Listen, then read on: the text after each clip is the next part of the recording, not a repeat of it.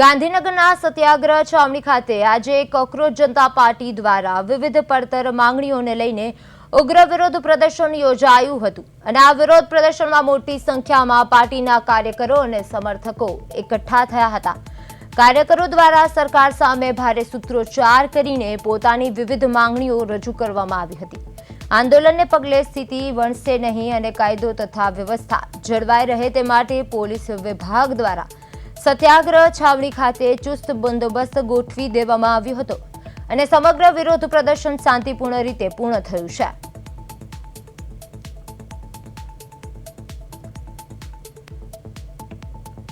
ગાંધીનગરમાં કોકરોચ જનતા પાર્ટીનું આજે વિરોધ પ્રદર્શન થયું, જ્યારે સત્યાગ્રહ છાવણી ખાતે આ વિરોધ પ્રદર્શન છે તે યોજાયું હતું અને મોટી સંખ્યામાં કાર્યકરો છે તે પણ સૂત્રોચ્ચાર કર્યા હતા અને વિવિધ મુદ્દાઓ સાથે માંગણીઓ છે તે રજૂ કરવામાં આવી હતી। સ્થળ પર પોલીસ બંદોબસ્ત પણ ગોઠવવામાં આવ્યો હતો।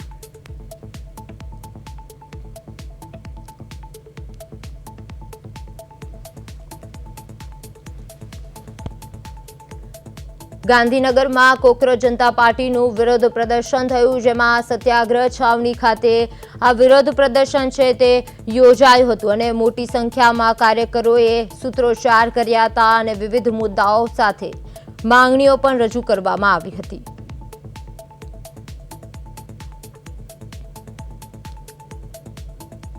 તો આ સાથે જ અમારા સંવાદદાતા આનંદ આહિર અમારી સાથે લાઈવ જોડાઈ ગયા છે। જી આનંદ, ગાંધીનગરમાં કોકરોચ જનતા પાર્ટીનું વિરોધ પ્રદર્શન થઈ રહ્યું, જ્યારે સત્યાગ્રહ છાવણી ખાતે આ વિરોધ પ્રદર્શન છે તે યોજાયું હતું, શું છે સમગ્ર માહિતી? જી ચોક્કસથી કહી શકાય કે દિલ્હીમાં અત્યારે હાલમાં કોકરોચ જનતા પાર્ટીનું અત્યારે ક્યાંક ને ક્યાંક અત્યારે હાલમાં જે વિરોધ પ્રદર્શન ચાલી રહ્યું છે તેના જ પડઘા અત્યારે ગાંધીનગર સત્યાગ્રહ છાવણી ખાતે કરવામાં આવ્યા છે। ત્યારે મારી પાસે તમે જે પ્રમાણે દ્રશ્ય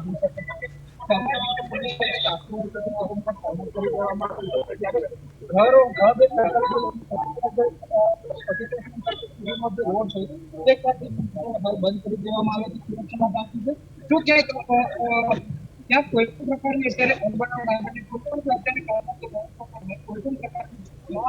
તેની પણ સંપૂર્ણ તો જે પણ કોકરોચ જનતા પાર્ટી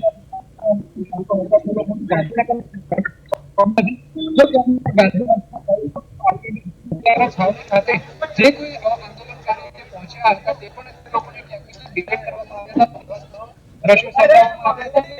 કહી શકાય કે હાલમાં જે આંદોલનકારીઓ છે તે લોકોને અત્યારે હાલમાં આપવામાં આવ્યો નથી। જી આનંદ, યુવા પેઢી છે એમની માંગણીઓ શું છે? જી ખાસ કરીને માંગણીની વાત કરવામાં આવે તો અલગ અલગ પ્રકારની માંગણીઓ છે। યુગનો જે પેપર લીક થયું હતું તેના પણ અત્યારે દરમિયાન જે શિક્ષણ પ્રધાન અત્યારે તે લોકો રાજીનામું માંગી રહ્યા છે। તેવી રીતે લોકોને અત્યારે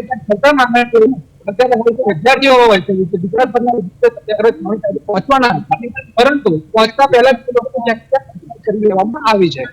જી આનંદ, સમગ્ર માહિતી બદલ આપનો આભાર। આંદોલનને પગલે કડક પોલીસ બંદોબસ્ત પણ ગોઠવવામાં આવ્યો છે અને ગાંધીનગરમાં વિરોધ પ્રદર્શનથી રાજકીય ગરમાવો વધ્યો છે।